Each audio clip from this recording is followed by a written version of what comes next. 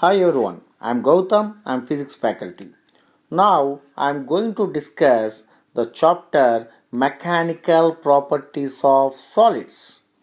So in this chapter Mechanical Properties of Solids, basically what we are going to discuss means the nothing but elasticity. So what is this elasticity? That's the question now arised. To understand this elasticity and its properties of the body and everything, we have to know some basic definitions. What are those basic definitions? That's the first one is about the rigid body you can find here. So you have to analyze now rigid body. So what is this rigid body? Rigid body means suppose I have taken one body and I fix it to the body to the ground like that, and I am pulling the body with some force F. Like this direction I am pulling the body with a force F. But the body shape and size is not changing. By pulling the force, that means I applied the force on the body, but I am unable to change shape and size or both of the body, then such type of body is called rigid body. That means even you apply the force, we are not able to change either shape or size or both, then we can call it as rigid body.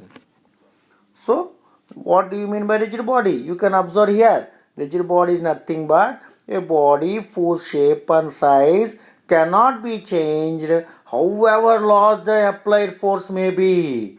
Even apply very large force also, we are not able to change the shape. See, suppose it's a square shape. So now even applying the force also we are not able to change the shape and size even by applying large applied force also not enough to change the shape and size, then such type of body is called as rigid body.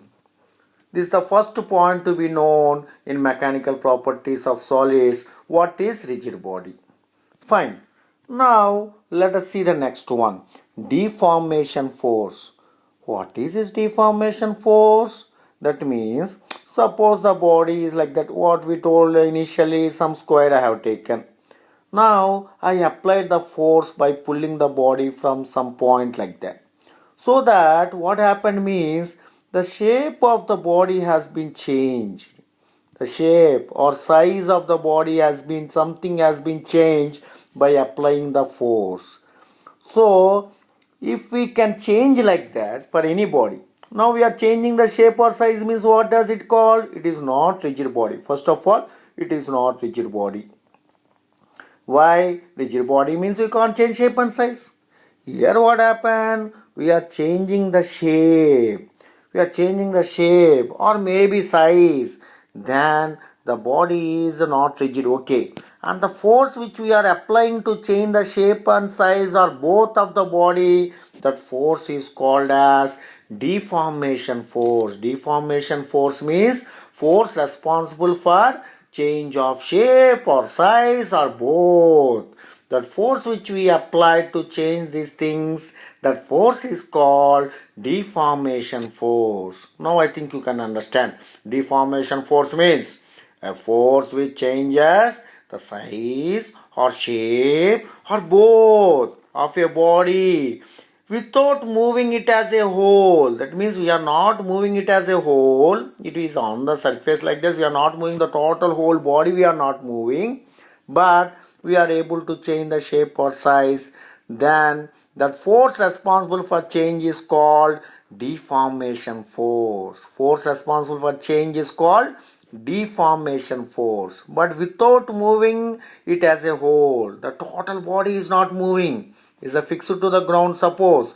So here also is fixed to the ground. Only what is changing? Shape or size. Then that force which we apply to change shape or size is called deformation force. I hope you are clear now. Deformation force is nothing but generally that body will be not rigid. Okay, it is not a rigid body. And by applying force, changing shape and size. Over. Next one. Here we have to discuss now about restoring force. What is restoring force? Easily you can identify. Suppose, for example, I have taken some rubber band.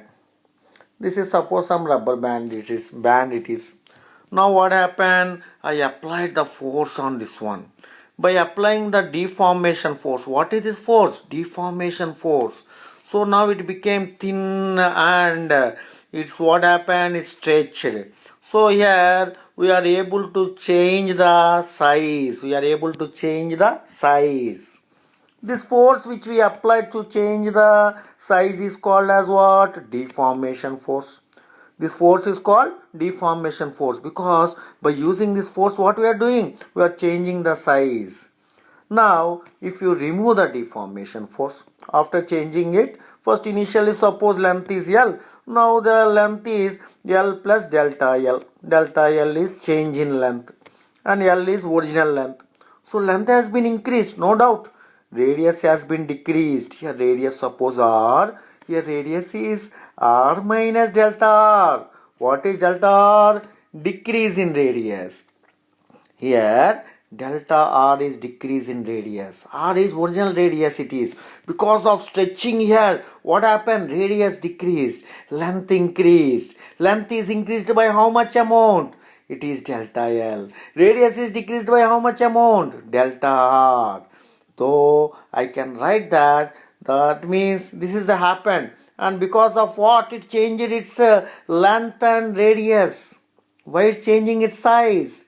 The size has been changed. The size has been changed because of deforming force. Now, suppose what happened? I withdrawn the deforming force. I withdrawn the deforming force. That means I leave the deforming force. Withdraw deforming force. When I remove the deforming force, what happened? Again body is coming back to its original size.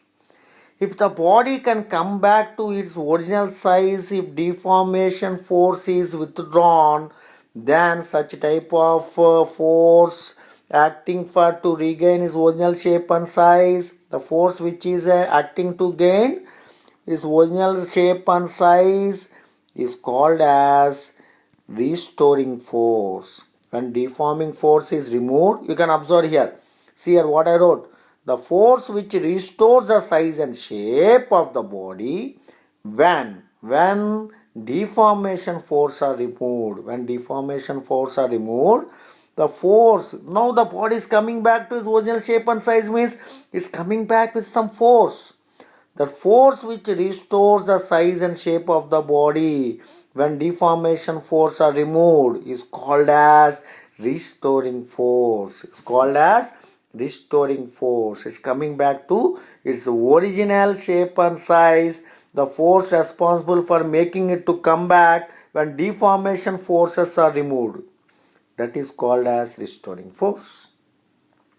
This is the best example I can tell. One rubber band is there. The rubber band stretched. If I leave that rubber band, it is coming back. So the force with which it is coming back, to its original shape and size, that is called as restoring force. Restoring force.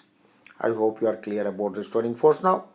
So what we discussed, first we told about rigid body. And after that I discussed about deformation force. And now I discussed about restoring force. Fine. After restoring force also you understood. Now come back to the point. What is that? Elasticity. What is this elasticity? It is nothing but property of a body. It is also one type of property of the body. Elasticity is property of the body. That means what type of property? To regain its original shape and size. The body is regaining its original shape and size. Such type of nature of the body we can call it as elastic nature, and the property is called as elasticity.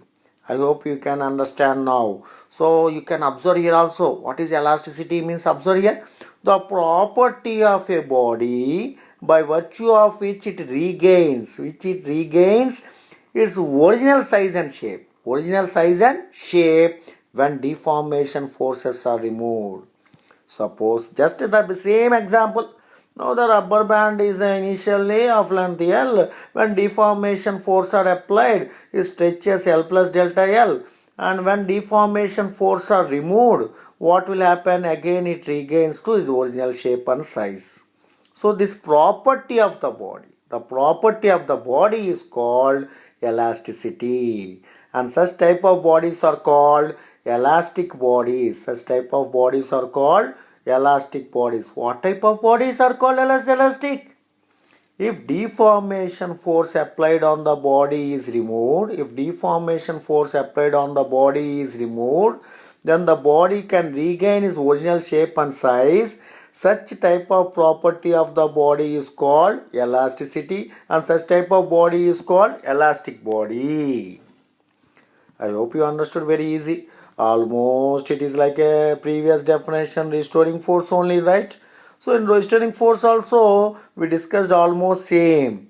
What we discussed here, the force which it restores the size and shape of the body when deformation force are removed. Here we told in terms of force.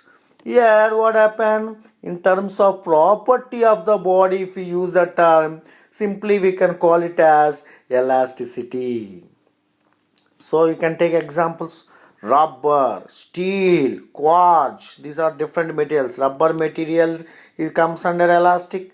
Steel material comes under elastic. Quartz material also comes under elastic. Among this rubber, steel and quartz, I can say quartz is more perfect elastic. This quartz material is more perfect elastic. Nearly perfect, not exactly. Nearly perfect elastic. Perfect elastic.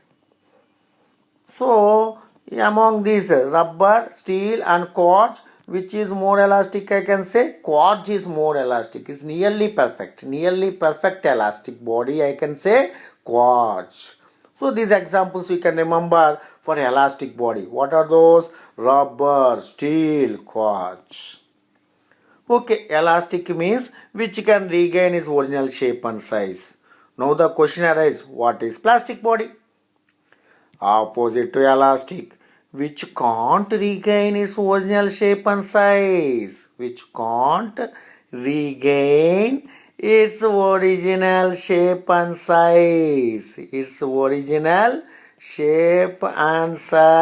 which can't regain, we call it as what? Yes, plastic body. When deforming force is removed, it can't gain. First example, I can take chewing gum. You take your chewing gum, beta, and what happen? You just catch with the hands and stretch the chewing gum. So if you after stretching, you remove the deforming force. If you remove, will it come back to again its original shape? Original size it can come. First it was this is the size. First this is the size. Now what you did, you applied deforming force so that it stretched like that. If you leave, can it again come back? No, it will be like that only if you leave. That means it is not able to regain its original shape and size if deforming forces are removed. That is, suppose I am stretching it, and after stretching it, if I remove, it's not coming back to its original shape and size. Such type of body is called plastic body. So simply I can say simple definition like this. A body which does not show elastic behavior is called plastic body. So which can't exhibit elastic behavior, such type of body is called as what? Plastic body. What are the examples we can take? Putty, chewing gum, wax. I can also add one more, maida, if you take like that, etc. Okay, I hope you understood elastic and plastic. Just I can say they are opposite. Elastic means which can regain its original shape and size, plastic which can't. Now I want to say one interesting point here. Generally, whenever I say, observe here, steel and other one is rubber, I told, two materials I have taken. My question is, which is more elastic? Generally, the people will tell, rubber is more elastic, sir. Easily we can stretch. But the concept is rubber is not more elastic. Steel is more elastic. It is not more elastic. Why is it like that? Here the elasticity is the properties explained by like this. A body which is more difficult to strain.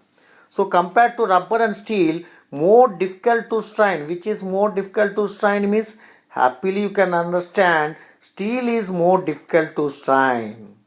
Easily you can stretch the rubber compared to steel. Stretching rubber is easy compared to steel. Steel is very hard to stretch, and rubber is easy to stretch. So which is easy to stretch is not more elastic, which is hard to stretch is more elastic. That is the statement you have to observe now. So what is the information? Don't be in wrong idea. So a body which is more difficult to strain is more elastic.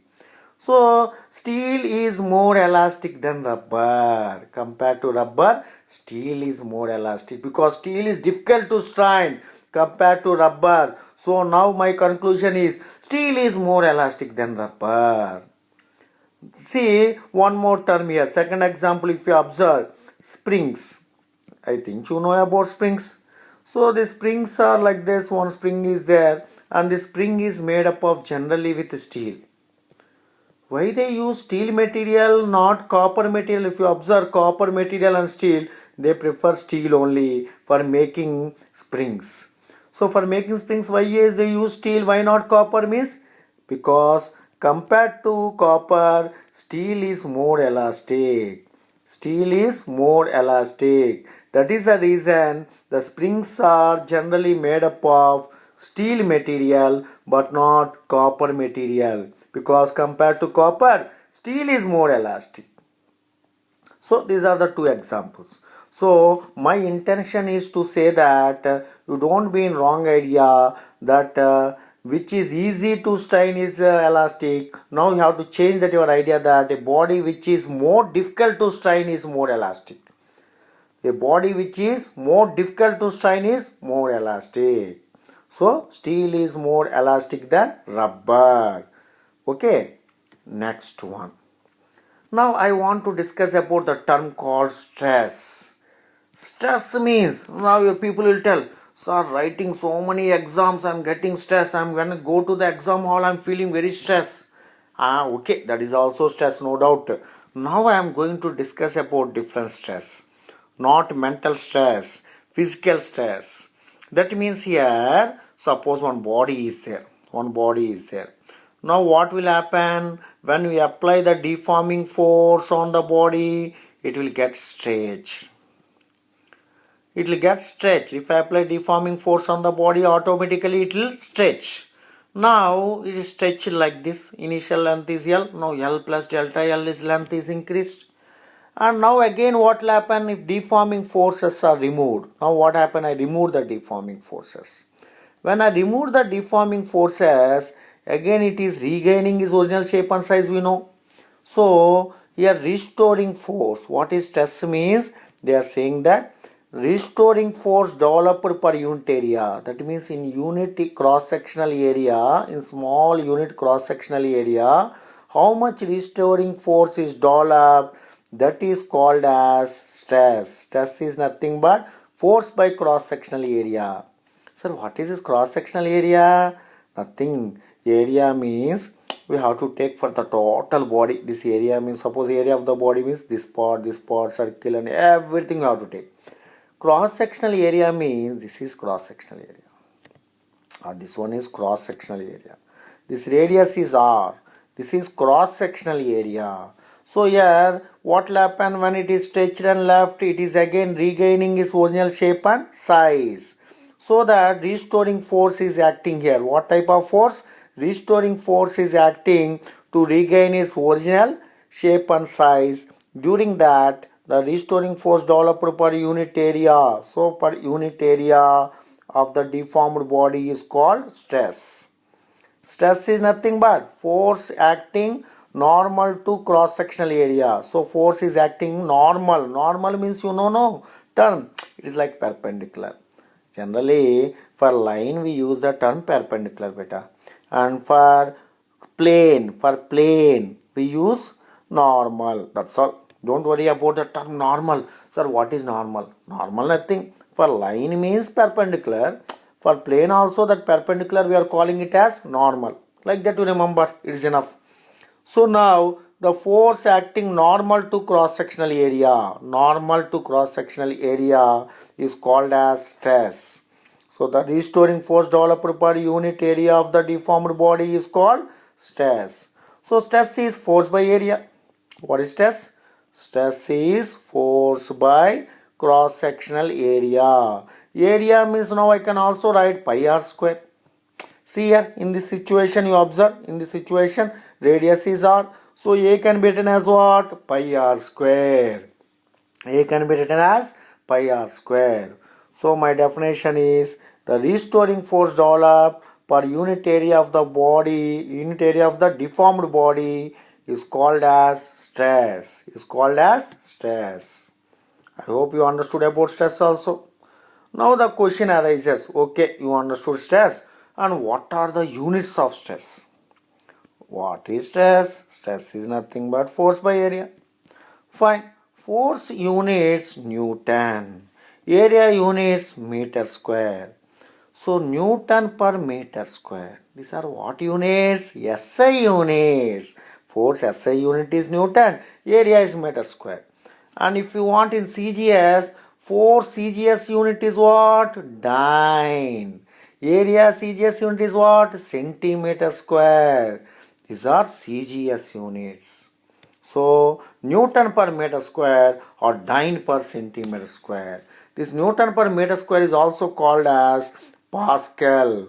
Pascal is also SI unit for the stress. SI unit directly instead of writing Newton per meter square. Shortcut we can write Pascal. Pascal is also SI unit of stress, and symbol we can represent as simply PA. We can write as symbol for Pascal. So SI unit, either you can write Newton per meter square or you can write Pascal. CGS unit is dyne per centimeter square. Fine. This is all the information about units is very clear. But what about dimensional formula? Dimensional formula means whenever you want to discuss about this one. First, what is the force dimensional formula? M1 L1 T power minus 2. This is the force dimensional formula. What is area dimensional formula? M0 L square. Area no beta L square T power 0. So stress is equal to force by area. Force by area means what we can write? M1 L1 T power minus 2 by, we can write here L square. So from this information, if L square is taken to the numerator, it will become minus 2. 1 minus 2 is minus 1. So I can write M1 L minus 1 T power minus 2. This is the dimensional formula. You can observe dimensional formula of stress is M1 L minus 1 T power minus 2. Nothing. Force dimensional formula is substituted. Area of cross sectional dimensional formula is substituted. And I simplified and I got this value M1 L minus 1 T power minus 2. And don't forget this information, anybody, anyhow, you will be knowing this one. 1 Newton is 10 power 5 dyne. 1 meter equal to how many centimeters? 100 centimeters. 1 meter is 100 centimeters. Meter square means 10 power 4 centimeter square. So this conversion is also very important when you are doing the problems. 1 Newton is 10 power 5 dyne. 1 meter square is 10 power 4 centimeter square. And dimensional formula and units we discussed here. I hope you are clear with the stress units, dimensional formula and conversions of Newton to dyne and meter square to centimeter square. So in this class we discussed about the topics, first starting with the rigid body. In this chapter mechanical properties of solids, first we started our journey with rigid body. After rigid body, deformation force. After deformation force, restoring force. After restoring force, what we discussed? Elasticity. After elasticity, what we discussed? Plastic body. And after plastic body, what we discussed? which is more elastic means which is more difficult to strain is more elastic. Then after that what we discussed about stress, and then we discussed units and dimensional formula of stress. I hope you are clear with this class, and the next part will continue in next class. Thank you very much.